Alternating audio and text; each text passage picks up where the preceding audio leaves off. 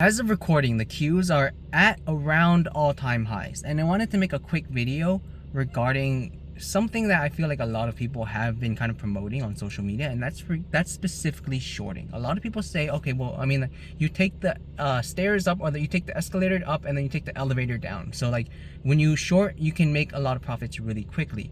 But I just want to, my opinion is, do not short. Like, just don't. It's not a good idea to short at all-time highs. It just doesn't make sense. Like, technically speaking, right, there's no levels of resistance, there's no levels of support, right? So you don't know when to get out, you don't know when to get in, right? Also, you just don't want to fight the market, right? You don't want to, the market, it's momentuming up, right? Don't fight the market, right? Yes, you can make money at all-time highs, shorting at all-time highs, but it's just so dangerous, right? Because you don't really have any level of, oh, I should get out now or whatever, right? And it's just not a good idea to fight the market just because a price is reached, right? Maybe you can short based off of sentiment. You can short based off of like bulls capitulating, right? You can short based off of all these things, but just because a market is at all-time highs, just because anything is at all-time highs, doesn't make it grounds to short. And it honestly, in my opinion, is you want to wait for confirmation before you short, and you can't really do that.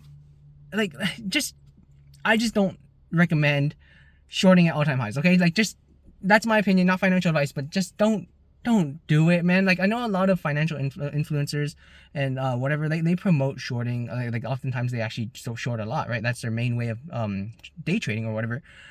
I don't day trade, I don't short. It's